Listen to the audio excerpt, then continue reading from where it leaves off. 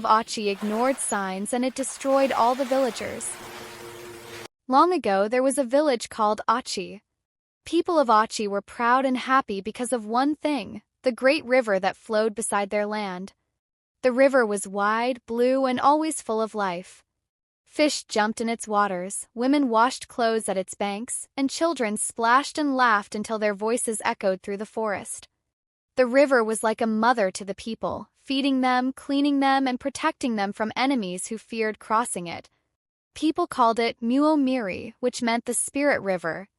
They believed the river had a soul, and sometimes if you listened closely you could hear it singing. Every morning the men went with their fishing nets. They whistled and sang as they paddled their canoes. When they returned, baskets were heavy with fish. The women smoked the fish, carried water pots on their heads, and sold food in the marketplace. Children ran freely, playing 10-10, rolling old bicycle tires, and splashing along the shallow edges of the river.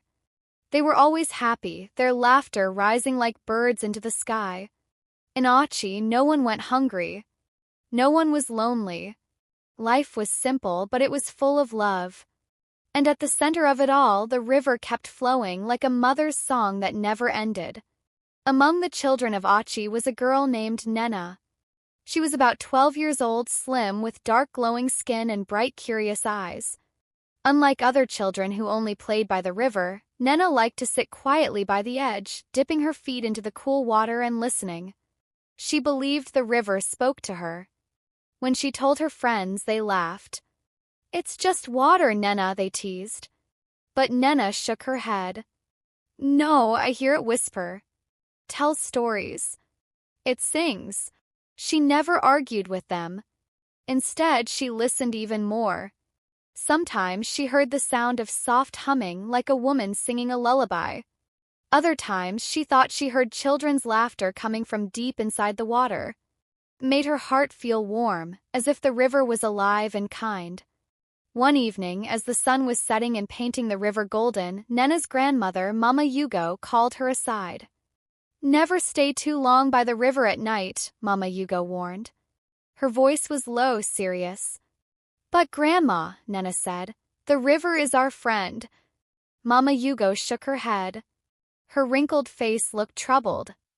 "The river is good, yes, but it has secrets. Do not trust it too much. Do not give your heart fully to it." Nena wanted to ask more questions, but Mama Yugo's lips pressed shut.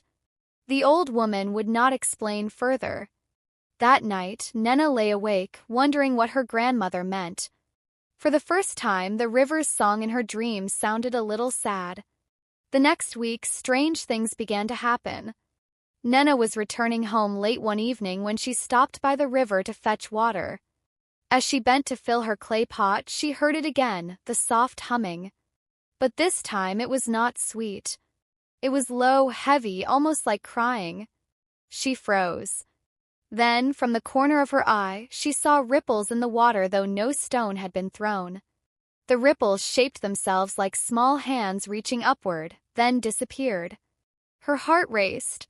She grabbed her pot and ran. When she told her mother frowned. "Stop saying foolish things. The river is our blessing.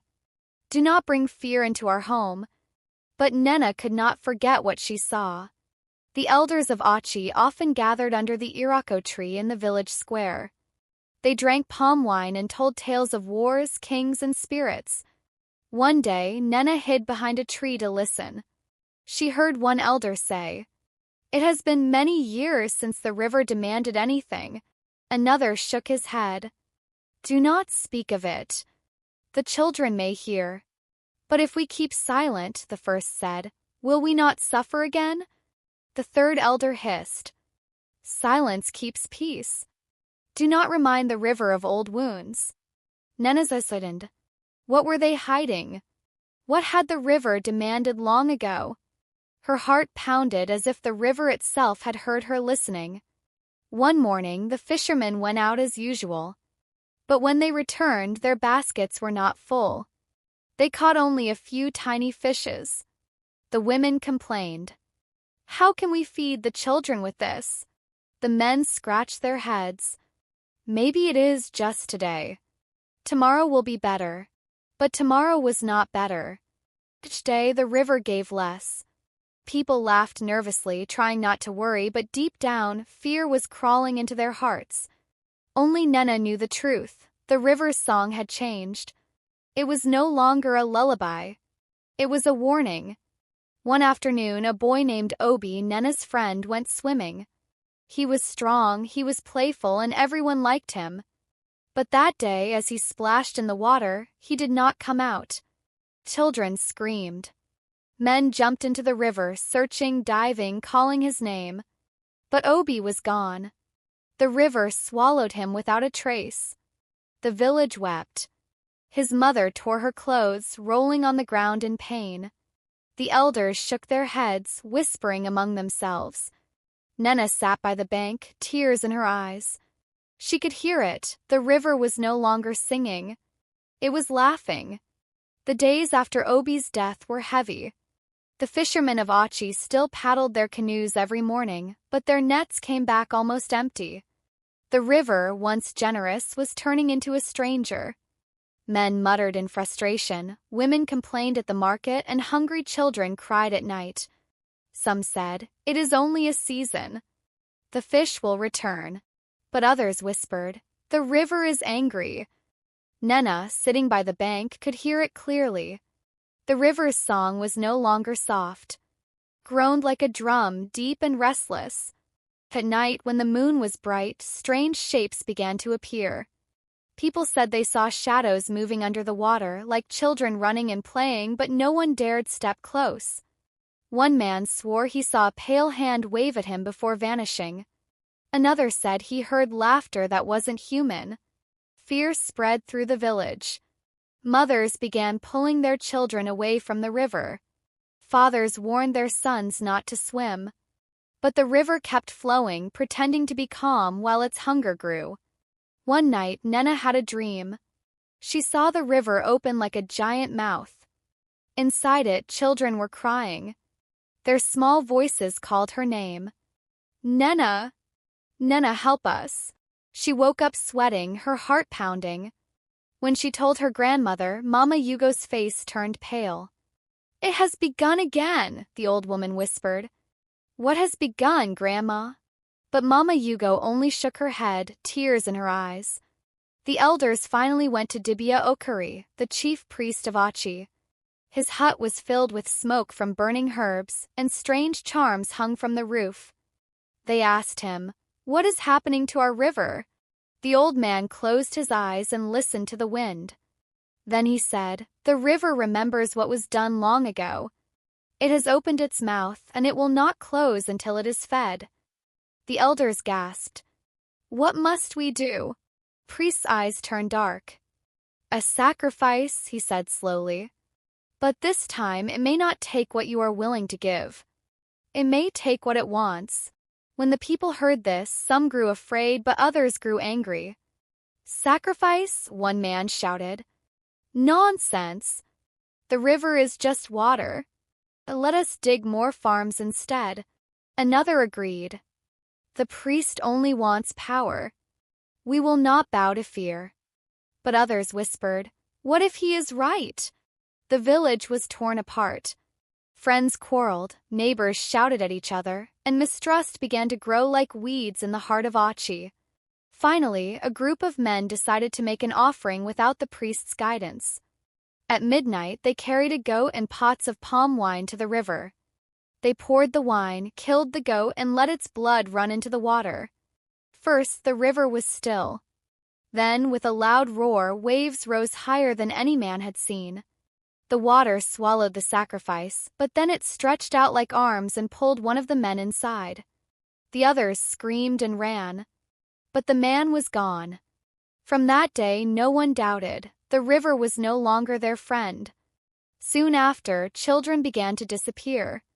One by one, a little girl fetching water vanished when her mother turned her back. 2 boys who went fishing never returned. Another child disappeared in broad daylight, leaving only a small slipper by the shore. The mothers wept until their voices grew hoarse. The fathers beat the ground with fists, powerless. Nena sat near the river, her tears falling into the water. "Why are you doing this?" she whispered. The river answered with a ripple that sounded like cruel laughter. Nena became afraid to sleep. Every night, she dreamed of the children crying inside the river. Their faces looked pale, their hands pressed against invisible walls of water. They begged her to save them, but she did not know how. Her friends no longer played. The village square was silent. Even the birds seemed to sing less. The joy of Achi was fading, replaced by fear, hunger, and mistrust. And in the middle of it all, the river kept flowing, wider, stronger, hungrier. The once happy village of Achi was now filled with sorrow. Mothers tied wrappers around their waists and rolled on the ground, screaming the names of their missing children. Fathers sat in silence, their eyes empty, their hearts broken. The marketplace was no longer lively. The drums no longer beat in the evenings. Even the moon, people said, looked dimmer above Achi. Everyone was afraid of the river, but no one could escape it. Surrounded their lives like a wall they could not climb. Nena could not sleep. Night after night, she saw the faces of the lost children. They called her name from the water. They begged her to listen. One evening, she went to her grandmother. "Mama Yugo," she whispered, "why is this happening? Tell me the truth." The old woman's eyes filled with tears. She sighed deeply and spoke at last. "Long ago, before you were born, the people of Achi wronged the river. The goddess of the river gave us children of her own blood. She wanted peace between her world and ours. But the people grew greedy. They broke their promise. They forgot her gift. Since then, the river has never truly forgiven us." Nena's lips trembled. "So this is why the river is taking our children?" Mama Yugo nodded. The goddess was once a mother too. When she was betrayed, her heart turned bitter. She remembers every promise broken. That night, the chief priest, Dibia Okari, stood in the village square and lifted his staff. "The river has taken too much," he declared. "It will not stop unless someone dares to speak for the children." The villagers looked at one another, but no one moved. Fear tied their tongues. Only Nena's heart pounded with courage. She remembered Obi's laughter, the cries in her dreams, the way the river once sang sweetly to her. "I will go," she whispered to herself.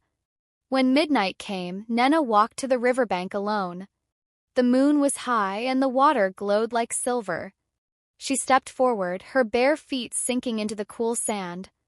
The river roared louder than ever, as if waiting for her. "I am here," Nena said, her voice trembling. "If you must take someone, take me.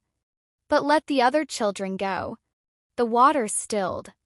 A soft humming rose, the same lullaby she had heard as a little girl.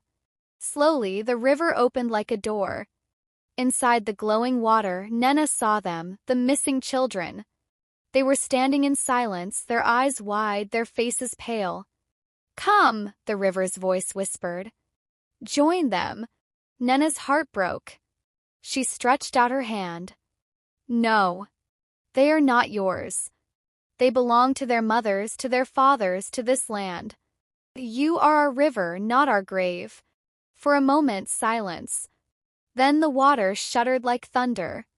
The goddess of the river rose, tall and beautiful, her eyes deep as the sea. "Your people forgot me," she said. "They broke their promise. Why should I forgive them?" Nena, though shaking, stood tall. "Because even when children disobey, a true mother forgives. You are a mother too. Do not let your heart be colder than stone."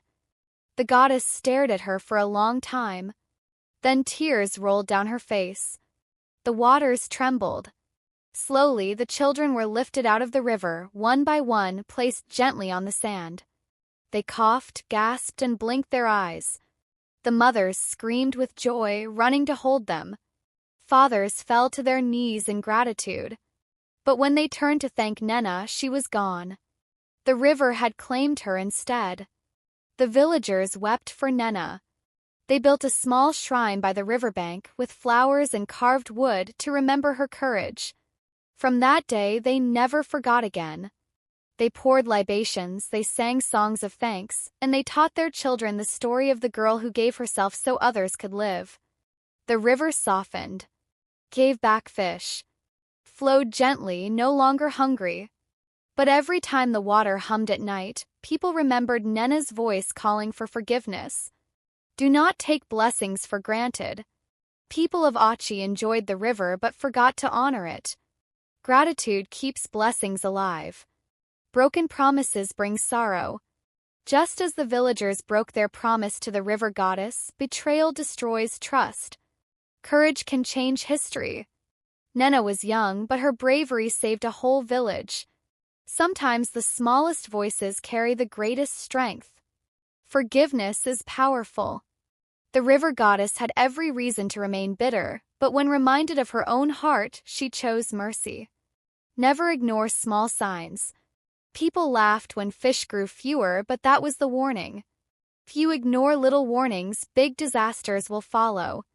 Life is like a river, gentle when respected, dangerous when forgotten. When we take love, kindness, or blessings for granted, they may turn away. But when we remember, honor, and give thanks, even broken things can heal again. If you have not subscribed to my channel, you might not hear my voice again, but if you are, then you are growing every day. Check my page for more interesting stories. Thanks for watching.